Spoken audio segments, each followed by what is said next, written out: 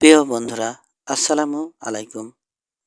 আমি পড়ছিলাম ওয়েস্টার্ন গল্প, নাম বিনাশ। এখন শুরু করছি ১৩তম অংশ। সবাই জানে এ কথায় সরাসরি লড়াই ঘোষণা করা হলো। হয় পিস্তলে ডুয়েল, নয়তো মল্লযুদ্ধ। আত্মসম্মান বজায় রাখতে হলে লড়তে হবে বেলেজারকে, নইলে কাপুরুষ বলে পরিগণিত হবে সে। কালকে নিরস্ত্র দেখে ভুরু কোচকালো জন। এটা একটা বিস্ময় বটে। কুলাঙ্গার এক ব্লেজার, অথচ কোমরে হোলেস্টার নেই। চৌহদ্দিতে এটা অভূতপূর্ব ঘটনা। ইতিহাস তৈরি হলো। ব্লেজারের উপর তীক্ষ্ণ দৃষ্টি রেখেছিল জন। খুবই স্বাভাবিক দেখাচ্ছে কার্লের মুখ। সামান্য চমক দূরের কথা, বরং বিশালদেহী মানুষটার চোখের গভীরে এক ধরনের বুনো আনন্দ ও সন্তুষ্টি লক্ষ্য করেছে ও। দৃশ্যত এমন একটা কিছুই প্রত্যাশা করছিল কাল। আপাতত প্রমাণ করবার উপায় নেই, কিন্তু জনের বদ্ধমূল ধারণা সংঘর্ষে জড়িয়ে পড়তে ওকে প্ররোচিত করা হয়েছে। নিখুঁত একটা সেট আপ তৈরি করা হয়েছিল, যেখানে নিজের অজান্তে চাল দিয়ে ফেলেছে জন এবং শত্রুপক্ষের প্রত্যাশা মাফিক চ্যালেঞ্জ করে বসেছে দৈত্যাকার কাল বেলেজারকে। ব্যক্তিগত দণ্ডের মীমাংসা যাতে মল্লযুদ্ধে হয়, সেটা নিশ্চিত করবার জন্যেই আজ ব্যতিক্রম ঘটিয়ে কোমরে পিস্তল ঝোলায়নি সে। কুরভঙ্গিতে বেঁকে গেছে কার্লের ঠোঁটের কোণ, চাউনিতে বুনো আমোদ। পিস্তল থাকলে নিরস্ত লোকের সঙ্গে বড় বড় কথা বলা খুব সহজ। চিবিয়ে চিবিয়ে বলল কাল। সেলুনের সব লোক শুনতে পাচ্ছে কথাগুলো। অমন কাজ বাচ্চারাও পারে। হিম্মত থাকলে গানবেল খুলে এগিয়ে এসো। খালি হাতে তোমাকে পিটিয়ে তক্তা বানিয়ে ফেলবো। কথা বলতে বলতে দুহাত ছড়িয়ে দিল কাল বেলেজার। মুঠি এমনভাবে খুলছে ও বন্ধ করছে যেন নিকৃষ্ট একটা কীট দেখতে পাচ্ছে এবং ওটাকে পিষে মারতে হাত নিষ্পিস করছে। উদ্দেশ্য বা লক্ষ্য পরিষ্কার তার।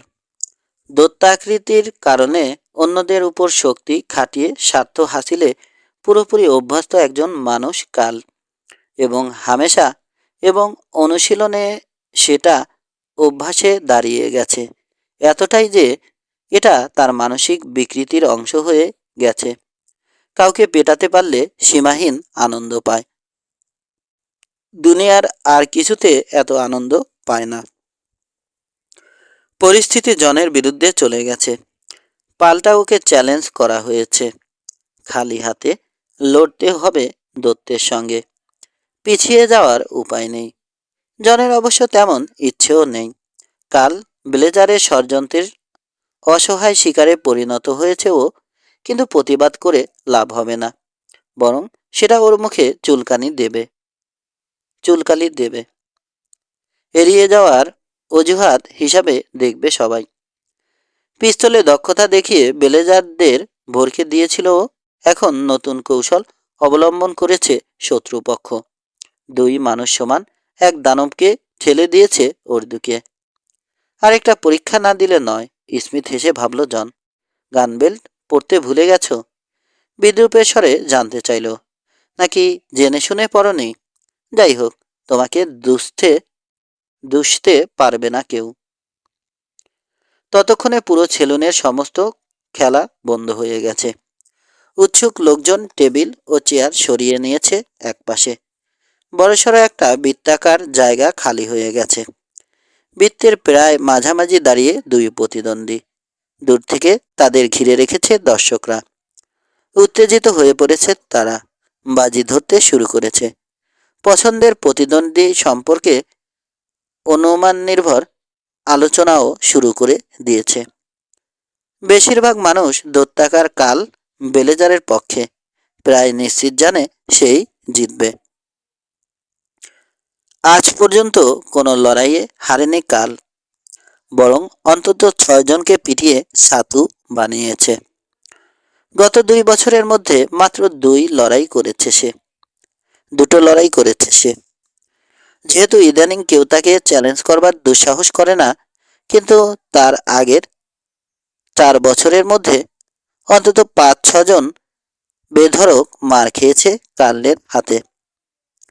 সবচেয়ে গুরুত্বপূর্ণ ব্যাপার হচ্ছে কোনো লড়াইয়ে প্রতিদ্বন্দ্বীরা বেশিক্ষণ টিকতে পারেনি।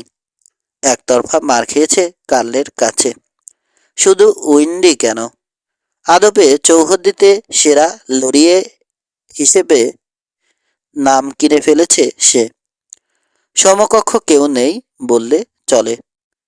প্রকাণ্ড দেহ, পুরুষ্ট পেশি আর সাবলীল নড়াচড়া সেই সাক্ষ্য দেয়। কিন্তু তুলনায় জনের ছিপছিপে দেহে রয়েছে অসামান্য ক্ষিপ্ততা, মাপা শক্তি ও সহজাত স্বতঃস্ফূর্ততা। কারো কারো চোখে তা ঠিকই ধরা পড়েছে। যোগ্য প্রতিদ্বন্দ্বী বলবো ওকে, বলছে কামার টোবিন ওয়াকার। জবর লড়াই হবে। ক্যালকিনকে দেখে মোটেই আনাড়ি মনে হচ্ছে না, বরং আমি নিশ্চিত এর আগেও লড়েছে। ওর পক্ষে $20 বাজি ধরছি। রাজি, জবাবে বলল অন্যজন। নিশ্চিন্ত থাকো, বেলেজার ওকে 2 টুকরো করে ফেলবে, যদি কোনোভাবে সারাশির মধ্যে ঢুকিয়ে ফেলতে পারে। হ্যাঁ, যদি ঢুকিয়ে ফেলতে পারে, অর্থপূর্ণ স্বরে বলল কামার। সুযোগ পাবে সে, দেখা যাক সফল হতে পারে কিনা। এদিকে কোমর থেকে গানবেল খুলে সেগুন্ডোর হাতে ধরিয়ে দিল জন। বেনের মুখ দেখেই বোঝা যাচ্ছে জনের এভাবে গায়ে পড়ে একটা লড়াইয়ে জড়িয়ে পড়া পছন্দ করতে পারছে না। তাও যে সে লোক নয়। চৌহদ্দির সবচেয়ে মারমুখ ও দৈত্যাকার কাল বেলেজারের সঙ্গে। দুশ্চিন্তায় ভিতরে ভিতরে অস্থির হয়ে পড়েছে, এমনকি জন সম্পর্কে জানা থাকবার পরও। বিশাল দেহ কার্লের জন্যে বিশেষ সুবিধা হিসাবে কাজ করবে। তোমার নিশ্চয় মাথা খারাপ হয়ে গেছে জন, বিড়বিড় করে অসন্তোষ ও উদ্বেগ প্রকাশ করল বেন। তোমাকে সেফ গিলে ফেলবে ও। অত সহজ হবে না, স্মিথ হেসে বলল জন। কি করতে বলো আমাকে, পালিয়ে যাব? তা নয়, কিন্তু এটা কি বুঝতে পারোনি? তোমার জন্যে ফাঁদ পেতে অপেক্ষায় ছিল ওরা। নিশ্চয় বুঝেছ, তারপরও সেদে ঘাড়ে বিপদ ডেকে এনেছ। এড়িয়ে গেলেই হতো। মানছি আমাকে ফাপড়ে ফেলে দিয়েছে ওরা, সহজ কণ্ঠে বলল জন। কিন্তু এটা নিশ্চয় জানো, কেউ কামড় দিতে এলে পাল্টা কামড়ও খেতে পারে। মাথা নাড়ল বেন। কামড়াবে না, তোমাকে সেফ গিলে ফেলবে সে। গান বেল্ট নিয়ে নিজের কোমরে জড়ালো। তারপর সিরিয়াস ভঙ্গিতে ফিরল জনের দিকে। জানো তো, এ ধরনের লড়াইয়ে সব কিছুই চলে। টেবিল চেয়ার সবই অস্ত্র হিসাবে ব্যবহার করা যাবে। করুণার দৃষ্টিতে বন্ধুর দিকে তাকালো জন। আচ্ছা বেন, দাদিকে দেখেছ তুমি কখনো? বিমর্ষ দেখালো বেনকে। হ্যাঁ, কেন জানতে চাইছো? তোমার দাদিকে যেমন চুষে চুষে ডিম খেতে বলা যা, তাই বলছো আমাকে এখানে? আবারও স্মিথ হাসল জন, নিখাত কৌতুক ওর চোখের তারায়। ধেৎ, অত দুশ্চিন্তা করছো কেন? মুখখানা যা হয়েছে তোমার, অত চিন্তা করলে কিন্তু মাথার চুল আরও পড়ে যাবে। এমনিতে চাঁদি খালি হয়ে যাচ্ছে। এটা হাসির কোনো বিষয় নয়, অসন্তুষ্ট স্বরে গজগজ করল বেন বোলকার। কেন নয় বুড়া? এখনো হাসছে জন। মুখ গোমরা রেখে বা মন খারাপ করে জীবনের আনন্দ নষ্ট করবার মানে হয়? প্রতিটি মুহূর্তই মূল্যবান। কে জানে, একটু পরে হয়তো হাসবার মতো থাকবে না মুখটা। 2-4 ঘা তো পড়বেই, তাই না? তাই আগেই একটু হেসে নিচ্ছি। কর্কশ তাচ্ছিল্য ভরা একটা কণ্ঠে নীরবতা নেমে এলো পুরো ছেলুনে। তোমার শেষ ইচ্ছে যদি বলা হয়ে গিয়ে থাকে, সামনে চলে এসো। আমরা তাহলে লড়াই শুরু করতে পারি।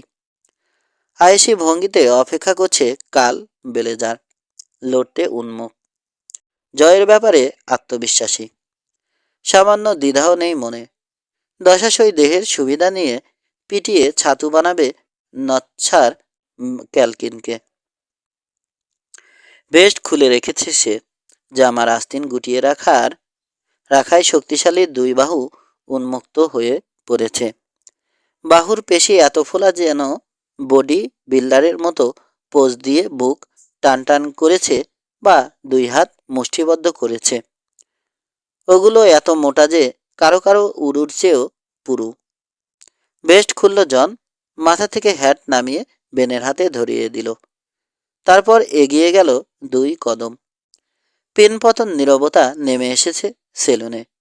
খোলা জায়গায় যখন পরস্পরের মুখোমুখি হলো দুই প্রতিদ্বন্দ্বী, দুজনের শারীরিক বৈষম্য বা তারতম্য স্পষ্ট ফুটে উঠল। জনের চেয়ে আকারে 1.5 গুণ চওড়া হবে কাল, লম্বায় 3 ইঞ্চি বেশি। তেমনি ওজনও অন্তত 60 পাউন্ড বেশি হবে। মোটা হলেও চর্বিবহুল বলা যাবে না কালকে, বরং তাবৎ দেহ, শক্তিশালী পেশি ও অস্থির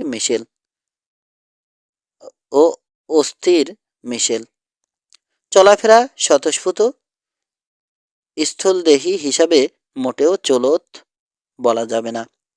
তবে আর সব বিশালদেহীর মতোই লড়াইয়ের সময় দুই বাহুর শক্তিকে কাজে লাগানোর তীব্র দুর্বলতা রয়েছে কার্লের। জনের অনুমান সাঁড়াশির বাঁধনে একবার পেলে ওর দফা রফা করে দেবে প্রচণ্ড চাপে। কার্লের পক্ষে 2-1 বাজি ধরছি, ঘোষণা করল একজন। এক টেবিলের উপর উঠে দাঁড়িয়েছে। পিছনে থাকায় ভালো মতো দেখতে পাচ্ছিল না। বাজির অঙ্ক দ্বিগুণ করতে পারো, হাসতে হাসতে বলল কার্ল বেলেজার। এ বেটাকে জরমের একটা শিক্ষা দেব আজ। বুঝিয়ে দেব কোমরে পিস্তল না থাকলে আসলে ফুটো পয়সাও দাম নেই ওর। হঠাৎ মাথা নিচু করে ফেলল কার্ল। তারপর ঈর্ষণীয় ক্ষিপ্ততার সঙ্গে ছুটে এলো। জনকে চমকে দিয়ে ফায়দা লুটবার ইচ্ছে ছিল তার, কিন্তু হতাশ হতে হলো। বাউলি কেটে পাশে সরে গেল জন ক্যালকিন। পাশ থেকে জবর একটা ঘুষি বসিয়ে দিল বেলেজারের অরক্ষিত চওড়া গলায়। জায়গায় দাঁড়িয়ে অপেক্ষায় থাকলো ও। ক্ষীণ আমোদে হাসি ঝুলে রয়েছে ঠোঁটের কোণে।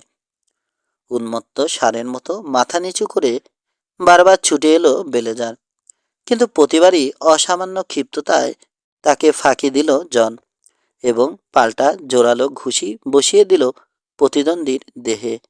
নিজে অক্ষত রয়ে গেল।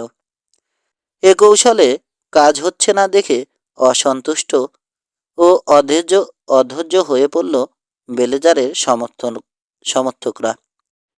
এ পর্যন্ত জনকে তেমন কোনো মারই দিতে পারেনি কাল, উল্টো বেশ কয়েকটা খেয়ে বসেছে। কেটে গেছে মুখের কয়েক জায়গায়, ফুলে গেছে ঠোঁটের কোণ। মুখের রক্তের নোনা স্বাদ অনুভব করেছে কাল। দশাশয়ী শরীরের কারণে এসব তার কাছে মামুলি মান হলেও সম্মানের প্রশ্ন হয়ে দাঁড়িয়েছে। দুই প্রতিদ্বন্দ্বী জায়গায় দাঁড়িয়ে লড়বে, একে অন্যকে সমানে আঘাত করবে, এমন লড়াই দেখতে অভ্যস্ত পশ্চিমের মানুষ। তাই কেউ বাউলি কেটে সরে গেলে বিরক্তি অনুভব করে। কার্লের সব অনুসারী গালাগাল শুরু করেছে জনের উদ্দেশ্যে। আরে জায়গায় দাঁড়িয়ে ওর মুখোমুখি হও কাউবয়, চেঁচিয়ে পরামর্শ দিল একজন। এটা হাতাহাতি লড়াই, কানামাছি খেলা নয়। কাউবয় দেখছি নাচছে, বিদ্রুপ ঝরে পড়ল একজনের কণ্ঠে। অদ্ভুত তো, হিম্মত থাকলে কার্লের সামনে গিয়ে দাঁড়াও, তখন দেখা যাবে কত জোর আছে তোমার বাহুতে। পিছিয়ে যাও আর মুখটা বন্ধ রাখো, পিস্তল হাতে হুমকি দিল বেন ব্লকার। উত্তেজিত দর্শকরা চারপাশ থেকে ঘিরে আসায় মাঝখানে জায়গা কমে গেছে। পিছিয়ে যাও সবাই, দুজনকে লড়বার মতো জায়গা দাও। কথা না শুনলে 2-4 জনের বুটের আগা উড়িয়ে দেব। তুমি চুপ থাকো, পাল্টা দাবরানি দিল একজন। মারপিটের জন্য যথেষ্ট জায়গা আছে দুজনের। সিপি সেগুন্ডোর হুমকি সত্ত্বেও ক্রমে এগিয়ে আসছে দর্শকরা নিজেদের অজান্তে। দুই প্রতিদ্বন্দ্বীর 10 গজের মধ্যে চলে এসেছে এরা। দুটো কারণে লড়াইয়ের মতিগতি পাল্টে গেল। প্রথমত, দর্শকরা এগিয়ে আসায় লড়াইয়ের ক্ষেত্র ছোট হয়ে গেছে। এখন পরস্পরের প্রায় নাগালের মধ্যে পৌঁছে গেছে দুই লড়িয়ে। আর দ্বিতীয়ত, কাল বেলেজার বুঝতে পেরেছে এভাবে চঞ্চল ও মারকুটে প্রতিদ্বন্দ্বীকে ধরাশায়ী করতে পারবে না। তাই নতুন কৌশল ধরল সে। জনকে এড়িয়ে যাওয়ার ভান করছে, কিন্তু একই সঙ্গে সুযোগ খুঁজছে মোক্ষম মার দিতে। ব্যাপারটা খেয়াল করলো বেন ব্লকার এবং দেখল বেলেজারের নিষ্ক্রিয়তার সুযোগ নিতে চড়াও হলো জন। সাবধান করে দিতে চেঁচালো, কিন্তু কে শোনে কার কথা। জন তখন ক্রুব্ধ আক্রোশে একের পর এক ঘুষি মারছে কাল বেলেজারকে। বেহাল বেহাল করে তুলেছে তাকে, নিজেও খাচ্ছে, কিন্তু গ্রাহ্য করছে না। পিস্টনের মতো দুহাত সমানে চলছে ওর। দশাশয়ী দেহে একের পর এক আঘাত করছে। দুই প্রতিদ্বন্দ্বী এখন অন্ধের মতো লড়ছে, ঘুষির পর ঘুষি হাঁকিয়ে পরস্পরকে পর্যদস্ত করতে ব্যস্ত। কিন্তু উল্টো নিজে কটা খাচ্ছে সে খেয়াল নেই। দানবের মতো আসরিক শক্তি রয়েছে বেলেজারের বাহুতে, কিন্তু শুরু থেকে কোণঠাসা হয়ে পড়েছে সে। জনের ক্ষিপ্ততার সঙ্গে কুলিয়ে উঠতে পারেনি। দুই হাতের বেরের মধ্যে জনকে আটকে ফেলতে চেয়েছিল, কিন্তু এখন পর্যন্ত তেমন কোনো সুযোগ পায়নি। এ মুহূর্তে সেফ ঘুষির ঝড় চলছে। যদিও দুজনের গতি চলৎ হয়ে এসেছে, কিন্তু জনকে জাপটে ধরবার মতো অবস্থা নেই। তিনবার চেষ্টা চালিয়েছিল কাল, তবে জনের বেমক্কা ঘুষিতে পিছু হটতে বাধ্য হয়েছে। যত ছিপছিপেই দেখাক, ছোকরার বাহুতে জোর আছে, আর মোক্ষম জায়গা বেছে ঘুষি মারতেও জানে। এত অল্প বয়সে মারপিটে এমন দক্ষতা রীতিমতো বিস্ময়ের ব্যাপার। কোত্থেকে শিখেছে আল্লাহ মালুম। জীবনে কখনো এভাবে মার খায়নি কাল। নাক মুখের ভূগোল পাল্টে গেছে। এখন সম্ভবত ওর মায়ের পেটের ভাইরাও দেখলে চিনতে পারবে না। না দেখলেও কাল বুঝতে পারছে ফুলে গেছে ঠোঁট, একটা চোখ, কপাল আর চিবুক। ঘুষি লেগে গাল ও কপাল কেটে গেছে কয়েক জায়গায়। রক্ত গড়াচ্ছে অন্তত 1 ডজন ক্ষত থেকে। পাঁজরে ব্যথা অনুভব করছে। কষে কয়েকটা ঘুষি মেরেছে হারামিটা, এবং প্রতিবার একই জায়গায় লেগেছে।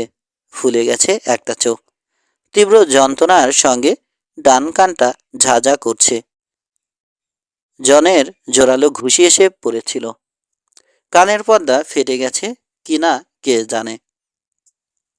ক্যালকিন যে তুখর লড়িয়ে ক্ষীণ, যে সন্দেহটুকু ছিল সেটা অনেক আগেই মন থেকে বিদায় নিয়েছে। এখন সেফ নিজের মর্যাদা রক্ষা করতে সচেষ্ট কাল বেলেজার। মৌকা খুঁজছেও। বেটাকে যদি একবার দুই বাহুর মধ্যে পায়, মার জনও কম খায়নি। বাহু ও পাঁজরে ঘুষি খেয়েছে। মুখে ল্যান্ড করেছে অন্তত 5টা ঘুষি। প্রতিটি মারে ও শরীর কাঁপিয়ে দিতে সক্ষম হয়েছে কাল, কিন্তু মনের জোরে টিকে আছে জন এবং নিজের ক্ষিপ্ততাকে কাজে লাগিয়েছে। খুব ভালো করে জানে ওকে বাগে পেলে মিনিট খানেকের মধ্যে খুন করে ফেলবে বেলেজার, কোনো সুযোগই দেবে না। অন্ধ আক্রোশে সে লড়ছে এখন, চোখে খুনের নেশা। এ দৈত্যের বিরুদ্ধে জিততে হলে ক্লান্তিহীন আঘাত করতে হবে। ন্যূনতম সুযোগের বেশি দেয়া যাবে না।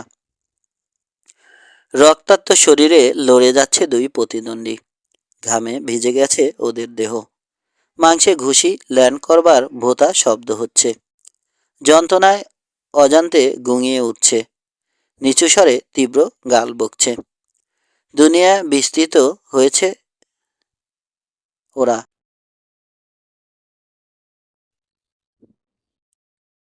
আশপাশে কি হচ্ছে ও এ সম্পর্কে সচেতন থাকা দূরে থাক, কখনো কখনো গায়ে যে ঘুষি এসে পড়ছে তাই টের পাচ্ছে না। যন্ত্রণাকাতর অনুভূতির ঊর্ধ্বে চলে যাচ্ছে কোনো কোনো মুহূর্তে উন্মাত্ত আক্রোশ, নগ্ন প্রতিহিংসা, নির্জলা ঘৃণা আর বুনো প্রতিহিংসা নিয়ে লড়ছে ওরা। লণ্ঠনের উজ্জ্বল আলো ম্লান হয়ে গেছে তামাকের ধোঁয়া এবং দুই প্রতিদ্বন্দ্বীর অস্থির পদচারণায় বোর্ডের মেঝে থেকে উঠে আসা ধুলোয়। উত্তেজিত দর্শকরা চেঁচাচ্ছে, কখনো উল্লাস প্রকাশ করছে কিংবা ক্ষুব্ধ হতাশা প্রকাশ করছে। দম বন্ধ করা লড়াই যতটা না উপভোগ করছে, তার চেয়ে বরং বাজি ধরা টাকা নিয়ে উৎকণ্ঠায় ভুগছে প্রায় সবাই। গুটি কয়েক সার্কেল বি রাইডার ও বেলেজারদের সুবিধাভোগী লোক ছাড়া কাউকে কাল বেলেজারের সুরিড বলা যাবে না। সেফ তার জয়ের পাল্লা ভারী মনে করেছে বলে এরা পকেটের টাকা বাজি ধরেছে কালের পক্ষে। বরং বেশিরভাগ মানুষ চায় কাল হেরে যাক। হিসাবে কিছু মানুষ জনের পক্ষে বাজি ধরেছে বটে, কিন্তু এর নেপথ্যে আবেগও কাজ করেছে। একজন বেলেজারের পতন দেখতে চায় এরা। জন জানে একটা ভুল করে ফেলেছে। বন্ধুর নিষেধ সত্ত্বেও কাল বেলেজারের আয়ত্তের মধ্যে আসা মস্ত বোকামি হয়েছে। কিন্তু অন্তত একবারের জন্যে হলেও আবেগের কাছে পরাজিত হয়েছে ওর ধৈর্য। দৈত্যাকার মানুষটিকে তার নিজস্ব ও পছন্দের রীতিতে পিটিয়ে সমুচিত শিক্ষা দেওয়ার বিলাসিতা দিয়েছে নিজেকে। দানবীয় দেহ ও অমিত শক্তির অধিকারী বেলেজারকে নিষ্ঠুরভাবে মার দিয়ে সন্তুষ্টি বোধ করছে জন।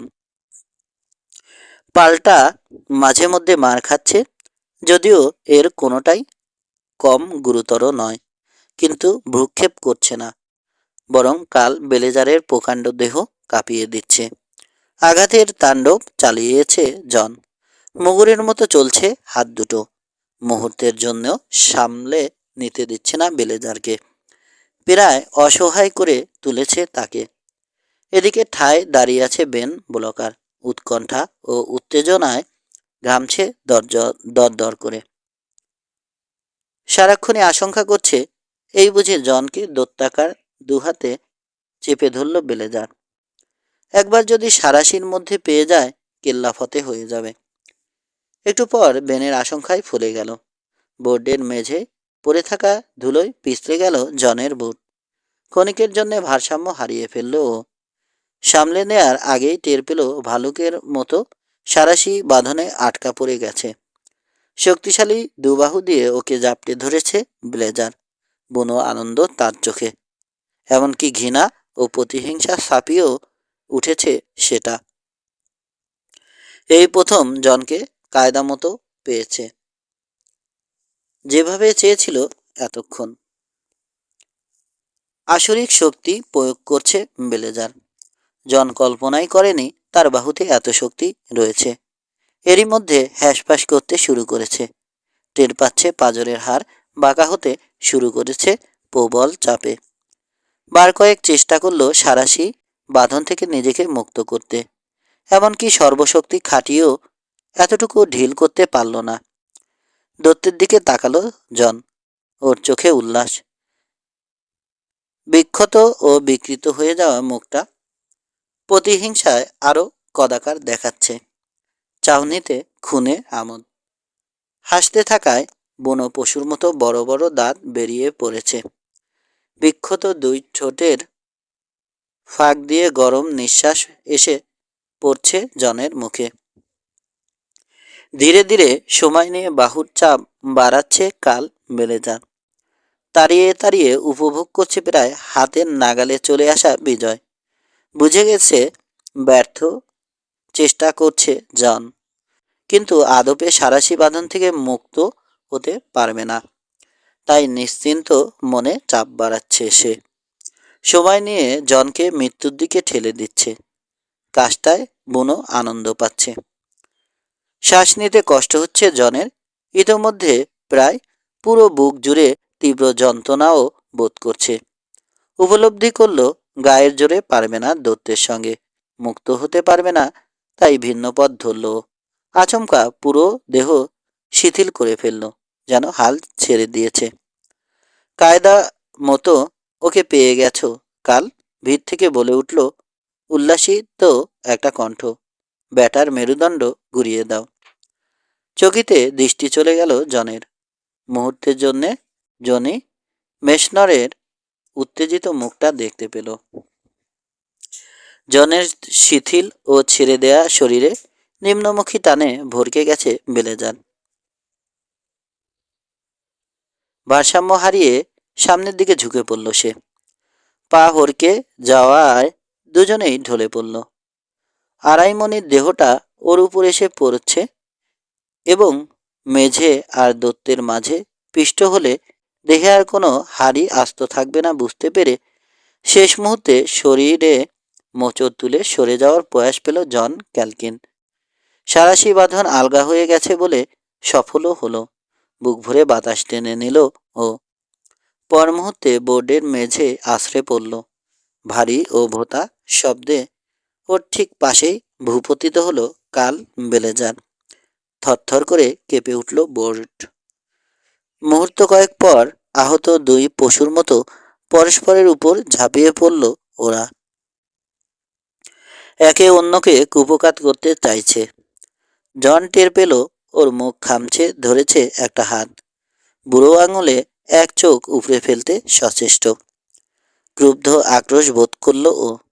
সবাটে ঘুষি হাঁকালো দত্তের চিবুকের নিচে। গুঁয়ে উঠল বেলেজার। ঘুষির ধাক্কায় ঢলে পড়ল একপাশে। তীব্র যন্ত্রণায় মুহূর্তের জন্যে হলেও প্রায় অবশ হয়ে গেছে গলাটা। খক খক করে কাশছে সে। কাশির দমকে ফুলে উঠছে চওড়া বুক। ঝটিতে উঠে দাঁড়ালো জন। দুর্বল বোধ করছে, মাথা ঘুরছে। জুত হয়ে দুই পায়ে দাঁড়ালো। অপেক্ষায় থাকলো প্রতিদ্বন্দ্বীর জন্যে। এতক্ষণ পর্যন্ত জনের টিকে যাওয়া বা দত্তাকার প্রতিদ্বন্দ্বীর চেয়ে সুবিধাজনক অবস্থায় থাকা প্রায় সবারই বিস্ময়ের উদ্বেগ করেছে। এবার তোমার সুযোগ বয়। চড়া কণ্ঠে জনকে উৎসাহ দিল কামার লোকটা। পিটিয়ে ছাতু বানিয়ে দাও তো ওকে। মল্লযুদ্ধের নিয়মের মধ্যে পুরোপুরি পড়ে ব্যাপারটা, কিন্তু সিপি ফোরম্যান ক্ষীণ হাসল শুধু। এভাবে লড়াই করা ওর ধাতে নেই। প্রতিদ্বন্দ্বীর দুর্বলতাকে পুঁজি করে জয়ী হতে শেখেনি। বন্ধুর মানসিকতা জানে বেন ব্লকার। জনকে মনে মনে আচ্ছা মতো গাল দিলেও মুখে কিছু বলল না। এটা একান্ত তার ব্যাপার। কাল বেলেজারকে যদি ন্যায্যের চেয়েও বেশি সুযোগ দেয় ওর কি করবার আছে? জন যা গোয়ার, কারো কথা যেমন শুনবে না তেমনি নিজস্ব রীতি বা দৃষ্টিভঙ্গিও বদলাবে না, কোনো অবস্থাতেই নয়। টলমল পায়ে খিস্তি করতে করতে উঠে দাঁড়ালো কাল বেলেজার। অনেকটা সামলে নিয়েছে নিজেকে। গলায় প্রচণ্ড ঘুষিতে ক্ষণিকের জন্য অসহ্য যন্ত্রণা ভোগ করেছিল, তবে ব্যথা কমে এসেছে এখন। আগের মতো অজ্ঞান অসহ্য মনে হচ্ছে না। হারামির বাচ্চা, তোকে যদি ছিঁড়ে কুটি কুটি না করি, তীক্ষ্ণ স্বরে শপথ করল সে, মরেও শান্তি হবে না আমার। আয়, এবার দেখে নেব তোকে। মাথা নিচু করে ফেলল কান। তারপর উন্মত্ত মোষের মতো ছুটে এলো। একেবারে সামনে এসে ঘুষি হাঁকালো ডান হাতে। ওতে এত জোর যেন মিউয়েলের লাথি ঠিকমতো লাগলে ওই এক ঘুষিতে কার্য উদ্ধার হয়ে যেত। কিন্তু সতর্ক জন তীক্ষ্ণ দৃষ্টিও রেখেছিল। একেবারে শেষ মুহূর্তে বিদ্যুৎ গতিতে ঝলসে উঠল ওর দুহাত। অসামান্য ক্ষিপ্ততায় কাল বেলেজারের কবজি চেপে ধরল জন। নিজের শরীরে মোচড় তুলে দত্ত কিছু বুঝে ওঠার আগেই কাঁধের উপর নিয়ে এলো তার প্রকাণ্ড হাত। মুচড়ে ধরল গায়ের জোরে। তারপর 2 সেকেন্ডের মধ্যে তীব্র টানে দত্তকে আছড়ে ফেলল মেঝে। কি থেকে কি হলো কিছুই বুঝতে পারেনি কাল। সে বেকুব বনে গেছে। ভারী দেহটা এত জোরে মেঝেই পড়েছে যে পুরো দালান কেঁপে উঠেছে। নিথর পড়ে থাকলো কাল। প্রকাণ্ড শরীরে প্রাণের চিহ্ন বলতে শুধু চওড়া বুকের ওঠানামা। দ্রুত গতিতে হলেও চলছে। তারপর ফুলে যাওয়া চোখ মেলল সে। পাশ ফিরে এক কোণয়ে ভর দিয়ে উঠল। বিভ্রান্ত দৃষ্টিতে তাকালো বিস্ময়ে প্রায় হতবাক হয়ে যাওয়া দর্শকদের দিকে। প্রবলভাবে মাথা নাড়ল বার কয়েক। পারিপার্শ্বিকতা সম্পর্কে এখনও বোধহয় পুরো সচেতন হতে পারেনি। শেষ পর্যন্ত সব উপলব্ধি করতে সক্ষম হলো। বেদম মার খেয়েছে। মার খেয়ে পর্যদস্ত হয়েছে ছিপছিপে দেহের সিপি ফোরম্যানের হাতে, অথচ শক্তির বিচারে ওর কাছে সে নস্যি। একটু দূরে অনড় দাঁড়িয়ে আছে জন ক্যালকিন নামের শয়তানটা। ও কিছু করবে এ অপেক্ষায় আছে। মুখের কয়েক জায়গায় কেটে গেছে তার, ফুলে গেছে ঠোঁট আর একটা চোখের কোণ। ছড়ে যাওয়া আঙুলের গাঁট ছাড়াও শরীরের বেশ কয়েক জায়গা থেকে রক্তক্ষরণ হচ্ছে, তবে কোনোটাই মারাত্মক কিছু নয়। তীব্র ঘৃণায় ছেয়ে গেল কার্লের পুরো শরীর। জ্বলে উঠল ওর চোখ। কোমরে চলে গেছে হাত। বেল্ট হাতড়ে কয়েক মুহূর্তের মধ্যে ছোট্ট একটা পিস্তল বের করে ফেলল। বিস্মিত ও বিমুগ্ধ দর্শকের চোখের সামনে অবলীলায় সেটা তাক করল জন ক্যালকিনের দিকে। যেভাবে হোক ঠিকই খুন করব তোকে, নিচু স্বরে ঘোষণা করল কাল। বিক্ষত ঠোঁটের কারণে কথাগুলো বিকৃত হয়ে গেছে। সঙ্গে সঙ্গে ঝাঁপ দিল জন। ট্রিগার টেনে দিয়েছিল কাল, কিন্তু শেষ মুহূর্তে জনের হাতের ধাক্কায় সাত ফুটো করে করল গুলিটা। ফাফা একটা পিপে দেখছি তুমি, বেলেজার, সরসে বলল জন। খেপে গেছে। কাপুরুষ, আমার জন্য একটা পিস্তলও লুকিয়ে রেখেছ? গায়ের জ্বলে কালের কবজিতে মোচড় দিল। যন্ত্রণায় গুঙিয়ে উঠল দত্ত। পিস্তল ছেড়ে দিতে বাধ্য হলো। কালের খুলির সঙ্গে পিস্তলটা চেপে ধরল জন। এবার অসহায় অবস্থায় পড়ে গেছে কাল। জ্বলন্ত চোখজোড়া দেখে ভরকে গেছে সে। খুলির হাড়ে ইস্পাতের ব্যারেলের চাপ ওকে মনে করিয়ে দিচ্ছে ছোট্ট টিগারে সামান্য চাপ পড়লেই গুলি বেরিয়ে যাবে। ওপারের যাত্রা নিশ্চিত হয়ে যাবে। দত্তাকার দেহ থেকে সমস্ত সাহস উবে গেল মুহূর্তে। গুলি খেয়ে ধরাস করে আছড়ে পড়বে ওর ভারী দেহ। তীব্র যন্ত্রণা বোধ করবে। এরপর কি হবে? আতঙ্কে কুঁকড়ে গেল কাল বেলেজার। গুলি করো না, সন্তুষ্ট কণ্ঠে অনুরোধ করল। দুহাত মাথার উপর তুলে ধরেছে। হাত দুটো থরথর করে কাঁপছে।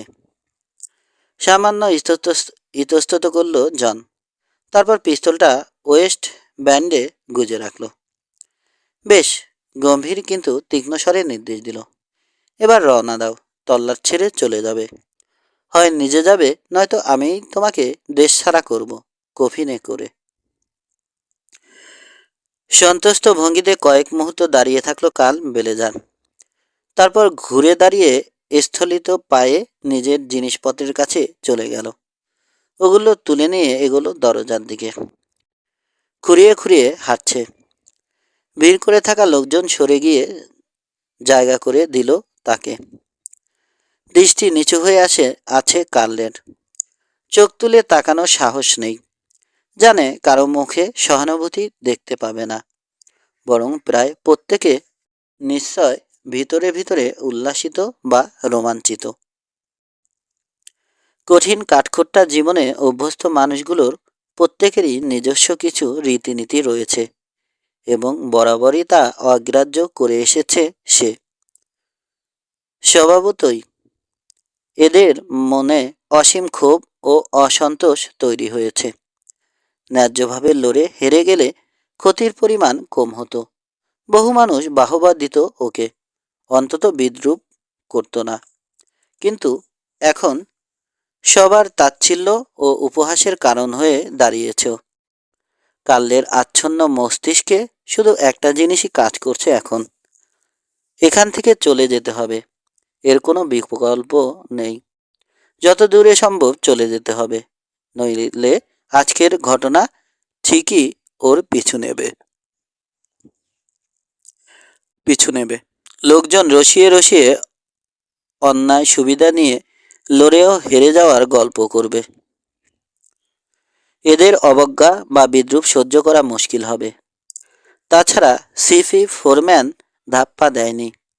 মুখ দেখেই কাল বুঝেছে যা বলেছে অক্ষরে অক্ষরে তা পালন করবে সে। চলে যাওয়ার আগে কিং এর সাথে দেখা করতে হবে। যদিও বড় ভাইয়ের রাগ ও বিদ্রুপ মুখ বুজে সহ্য করা কঠিন হবে। বিধ্বস্ত দেহটা স্যাডলে চাপালো কাল বেলেজার। তারপর অন্ধকারে ঘোড়া ছুটিয়ে দিল। আজীবন বুক ফুলিয়ে এ শহরে ঢুকেছে সে, কিন্তু আজ চোরের মতো বেরিয়ে যাচ্ছে। সেলুনে তখন সিংহবাগ দর্শকের অভিনন্দনের বন্যায় ভাসছে জন ক্যালকিন। প্রবল এই প্রতিদ্বন্দ্বীর বিরুদ্ধে অসম লড়াইয়ে শুধু জেতেইনি ও, বরং বেলেজারদের একাছত্ব আধিপত্যকে খর্ব করেছে। সার্কেল বীর আরও একটা আগ্রাসনকে রুখে দিয়েছে মুন্সিয়ানার সঙ্গে। উপস্থিত দর্শক তো বটেই, বেসিনের বেশিরভাগ লোকই সন্তুষ্ট হয়েছে তাতে। তবে ব্যতিক্রম নেই যে তা নয়। এমনকি এখানেও রয়েছে দু একজন, যাদের একজন মার্শাল জেরেমি সৃষ্ট। কাল বেলেজারের পতন নিশ্চিত হওয়ার সঙ্গে সঙ্গে সবার অলক্ষ্যে সরে পড়েছে সে। মার্শাল দেখছি চলে গেছে, বলল জন। ভেবেছি কালের সঙ্গে আমার দেখা হওয়ার ঘটনা সম্পর্কে আসল সত্য শুনতে পাবে সে। যাকগে বেন, তুমি সবাইকে ঘটনা খুলে বলো তো, আমি এই ফাঁকে সাফসুতোর হয়ে নেই। বেনের কাছ থেকে সেদিনের ঘটনা সম্পর্কে জানতে পারল সবাই। সেলাইসে পড়েও জন বেঁচে গেছে শুনে কারো কারো চোখ কপালে উঠল। তাহলে এটা স্পষ্ট যে জনের পক্ষে তখন কালকে গুম করে দেয়া সম্ভব ছিল না, কারণ আমি নিজে ওকে সিলাইস থেকে উদ্ধার করেছি। উপসংহার টানল বেন ব্লকার। বুড়ো মাইনারের আবিষ্কার সম্পর্কে কিছুই বলল না। তাহলে ক্যালকিনকে ধাক্কা দিল কে, জানতে চাইল টবিন ওয়াকার। এর সঠিক জবাব দিতে পারবে মিস্টার মেশনর, জানালো বেন। কিন্তু উত্তেজনার কোনো এক ফাঁকে মার্শালের মতোই সটকে পড়েছে সার্কেল বি রাইডার। কেউ খেয়াল করেনি। একটু পর ক্ষতের পরিচর্যা শেষে ফিরে এলো জন। মেশনরের উধাও হওয়া নিয়ে বিস্মিত হলো না, এটাই আশা করেছিল। কি আশা করেছ? আমাদের জন্য অপেক্ষায় থাকবেও? বিদ্রুপ ঝরে পড়ল জনের কণ্ঠে। বন্ধুর উদ্দেশ্যে হাসল। যাকগে, ক্লান্ত লাগছে বেন, মনে হচ্ছে সারাদিন গাধার খাটুনে গেছে। চলো বাড়ি ফিরে যাই। জনের শরীরের ক্ষতগুলো খুঁটিয়ে দেখল বেন। কয়েক স্থানে ছড়ে গেছে, কালছিটে পড়েছে, ইতোমধ্যে ফুলতে শুরু করেছে। যা আশঙ্কা করেছিলাম তার চেয়ে ভালোই মনে হচ্ছে অবস্থা, শেষে মন্তব্য করল সেগুন্ড। তবে যাই বলো, ভূগোল ভূগোলকটা ভূগোলকটা কদিনের মধ্যে ঠিক চেনা যাবে না। রওনা দাও তাহলে, আমি তোমাকে ধরে ফেলবো। ছোট্ট একটা কাজ সারতে হবে। আরে বেকুব, আমি তোমাকে একা ছাড়লে তো, মুখ টিপে হাসল জন। অযথা হুড়োহুড়ি করে লাভ নেই, মনে হয় না ওকে খুঁজে পাবে। সেলুন থেকে বেরিয়ে আসতে জন আবিষ্কার করলো ওর ঘোড়া রেইলে নেই।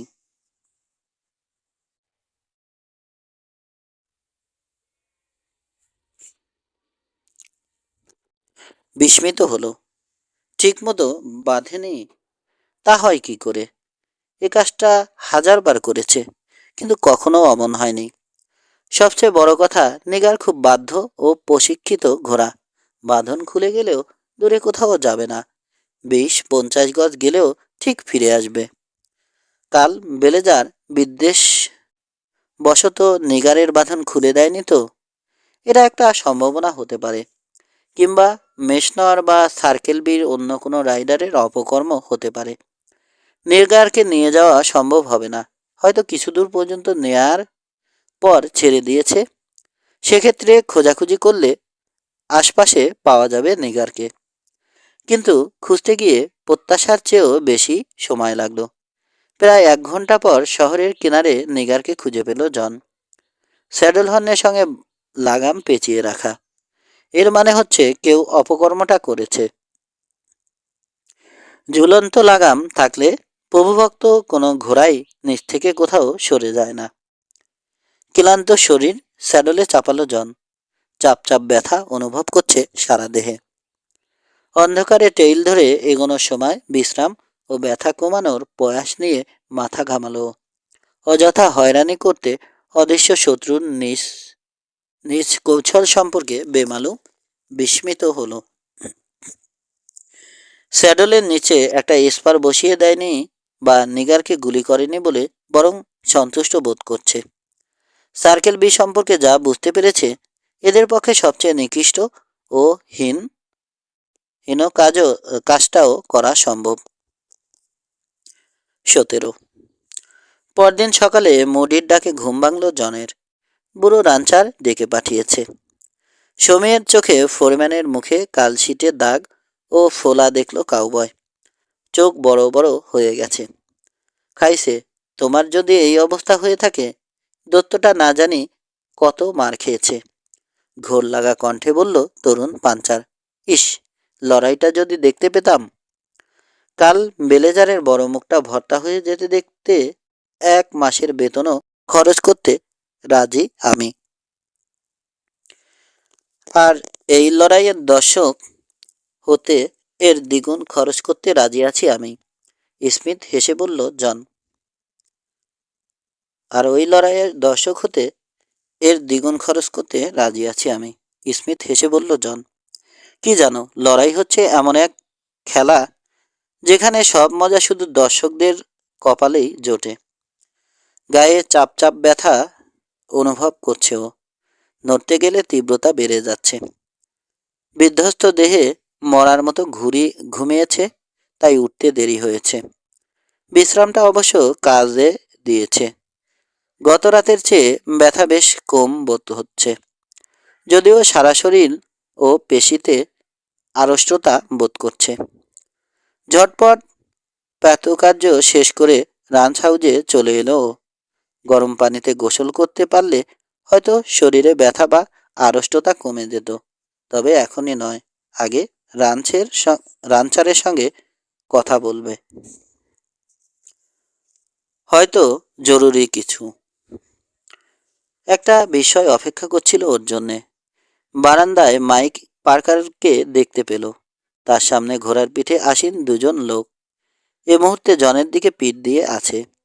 আরো কয়েক পা এগিয়ে যেতে তাদের মুখ দেখতে পেল। মার্শাল জেরেমি সিস্ট আর জন মেশনর। সার্কেল বি পাঞ্চারকে দেখে শুরু হয়ে গেল জনের চোখ। জড়সড় দেখালো মেশনরকে। অস্বস্তির সঙ্গে স্যাডলে নড়ে চড়ে বসল। অদ্ভুত বা অজানা কোনো কারণে জনকে ভয় পাচ্ছে সে, এবং জনের চোখের চাউনিও দেখেছে এইমাত্র। সেটা মোটেই ভালো লাগেনি তার। অস্বস্তি তাড়াতে ভেস্টের কিনারা টেনে টুনে বুকের উপর নিয়ে এলো সে। তাই আড়ালে পড়ে যাওয়া ডেপুটির ব্যাসটা দৃশ্যমান হলো। মেশনর তাহলে ডেপুটি বনে গেছে? আরো কত কি যে দেখতে হবে এখানে, বিস্তিসার সঙ্গে ভাবল জন। আমার খোঁজ করছিলে? বসের দিকে ফিরে জানতে চাইল ও। মুখ নির্বিকার হয়ে গেছে। আমি তোমার খোঁজ করেছি ক্যালকিন, কর্কশ কণ্ঠে জবাব দিল মার্শাল। তোমার অধ্যাবসায়ের প্রশংসা করতেই হয় সৃষ্ট, বিদ্রুপ ঝরে পড়ল জনের কণ্ঠে। গত রাতেও আমাকে খোঁজ করছিলে, কিন্তু শেষে লাপাত্তা হয়ে গেছো। ফের মত বদলেছ? না নদী থেকে বসি দিয়ে তুলে ফেলেছ ক্যালের লাশ? না, সংক্ষেপে জবাব দিল মার্শাল। মুখ ভার হয়ে গেছে। গত রাতে কখন সিপিতে ফিরেছ তুমি? তাতে তোমার কি মাথা ব্যথা বুঝতে পারলাম না। যাকগে, ধরো সময়টা প্রায় মাঝরাতের কাছাকাছি। অথচ তুমি লাকি চান্স সেলুন থেকে বেরিয়ে এসেছো রাত 9টার দিকে। শহর থেকে রাঞ্চে পৌঁছাতে 3 ঘন্টা লাগবার কথা নয়। পাগলেও ওই কথা বিশ্বাস করবে না। কঠিন দৃষ্টিতে মার্শালকে দেখল জন। ইচ্ছে করছে হোতকা মুখে একটা ঘুষি বসিয়ে দেয়, কিন্তু নিজেকে সামলে নিল। আমার ঘোড়াটা খুঁজতে হয়েছিল। কে যেন ওটাকে হিসিং রেল থেকে খুলে দূরে সরিয়ে দিয়েছিল। ঘোড়া খুঁজে পেতে প্রায় 1 ঘন্টা লেগেছে। শয়তানি হাসি ফুটল মার্শালের মুখে। যদি বলো তোমার একটা পা ভেঙে গেছে, সেটা হয়তো বিশ্বাস করতে পারি। কথাটা শুনে মুখ টিপে হাসল জনি মেশনর। কিন্তু সাক্ষী আছে যে সেলুন থেকে বেরিয়ে সার্কেল বির টেইলে ঘোড়া ছুটিয়ে দিয়েছ তুমি। প্রবল তাচ্ছিল্যের সঙ্গে মেশনরকে দেখল জন। সবাই যা দেখতে পায় না, তার অনেক কিছুই তুমি দেখতে পাও, তাই না? ধাপ্পা মারল মার্শাল। ও জনে নয়, আমি নিজের চোখে তোমাকে যেতে দেখেছি। গম্ভীর হয়ে গেল জন। যা ঘটেছে তাই বলেছি আমি। বিশ্বাস না হলে শহরের লোকজনকে জিজ্ঞেস করে দেখতে পারো। একটা কথা না বলে পারছি না সৃষ্ট। টিনের যে ব্যাসটা বুকে এঁটেছ, ওটা কিন্তু বুলেট ঠেকাতে পারে না। তাই যাই করবে বা আমার সামনে এলে বুঝে শুনে করো। ব্যাজের কারণে বিশেষ খাতির পাবে না আমার কাছে। যাকগে, কোন মতলবে এসেছ বলে ফেলো এবার। মতলব আমার মনে নেই, থাকলে সেটা তোমার মনে আছে। তর্ক করল মার্শাল। কণ্ঠ কঠিন হয়ে গেছে, কিংবা ছিল। শুনে নিশ্চয় আকাশ থেকে পড়বে যে গতরাতে পিঠে গুলি খেয়ে খুন হয়েছে কাল বেলেজার। বলো, এখনই শুনলে কথাটা? হ্যাঁ, উইন্ডি থেকে কয়েক মাইল দূরে অ্যাম্বুশ করা হয়েছিল ওকে। গতরাতের ঘটনা। ইঁদুরের মতো কুতকুতে চোখে তাকিয়ে আছে সে। তীক্ষ্ণ দৃষ্টি রেখেছে জনের উপর। জানতে চায় খবরটা শুনে কি প্রতিক্রিয়া হয় জনের। কিন্তু মানতেই হলো, ফোরম্যানের বিস্ময় নির্ভেজাল। এত অবাক হয়েছে যে একেবারে হা হয়ে গেছে। মুখে কথা সরছে না, চাউনিতে রাজ্যের অবিশ্বাস। কাল বেলেজারকে অ্যাম্বুশ করা হয়েছে। চমকের কারণে চড়া হয়ে গেল জনের কণ্ঠ। মুহূর্তে গতরাতে ওর ঘোড়া অদৃশ্য হয়ে যাওয়ার কারণটা বুঝতে পারল। আর সেজন্য আমাকে আসামি সাব্যস্ত করেছ? ডেপুটির দিকে চেয়ে নট করল মার্শাল। বলেছি না, ওর ঘটে হলুদ পদার্থের অভাব নেই। আর ওই জিনিসটারই ঘাটতি আছে তোমাদের, বলল জন। কালকে যদি খুনি করবার ইচ্ছে থাকতো, তাহলে গতরাতে লাকি চান্সেই ফেলে দিতে পারতাম। ওকে খুন করবার 16 আনা অধিকার ছিল আমার। কেউ কোনো প্রশ্ন করতো না।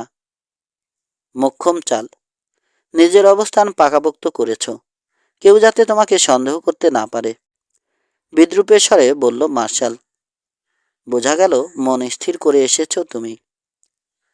বিস্তিসার সঙ্গে বলল জন। বুঝিয়ে শুনিয়ে বা যুক্তি দিয়ে কোনো কাজ হবে না। যাকগে, এ ব্যাপারে কি করতে চাইছো তুমি?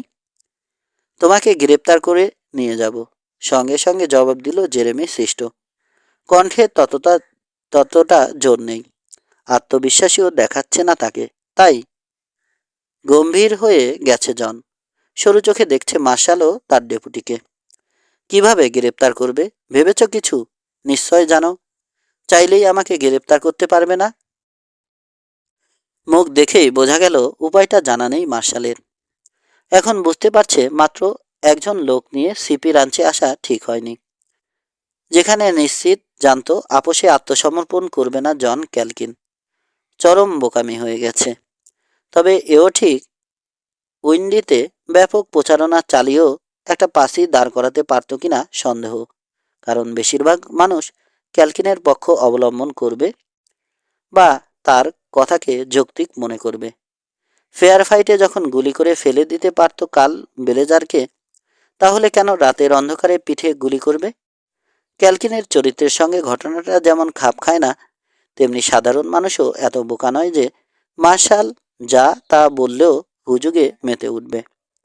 বরং কয়েক সপ্তাহের মধ্যে, বিশেষ করে ক্যালকিন চৌহদ্দিতে আসবার পর, এমন কিছু ঘটনা ঘটেছে যা সার্কেল বির একচ্ছত্ব অধিপত্য বা দাপটকে খর্ব করবার পাশাপাশি পরোক্ষভাবে সাধারণ মানুষকে সচেতনও করে তুলেছে।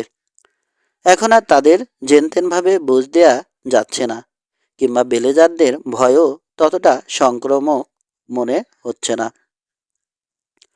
ধাপ্পা দিয়ে কাজ সারতে চেয়েছিল সৃষ্ট, কিন্তু বলা চলে ব্যর্থ হতে চলেছে। তবে হাল ছেড়ে দেওয়ার আগে শেষ চেষ্টা চালাতে তৎপর হলো মার্শাল। আইনের বিরোধিতা করে বা ম্যানদের কর্তব্যে বাধা দিয়ে আসলে নিজের অপরাধ প্রমাণ করছো তুমি। জালিয়াতি সুরে বলল সৃষ্ট। বলো কি? কখন তোমাদের কর্তব্যে বাধা দিলাম, কিংবা কিভাবেই বা আইনের বিরোধিতা করলাম? কঠিন স্বরে জানতে চাইল জন। আর তুমি বা কি করেছো এ পর্যন্ত? আশারে একটা গল্প ছাড়া তো কিছুই করনি। স্যাডেলে নিজেকে বেঁধে এসেছো নাকি যে নামতে পারছো না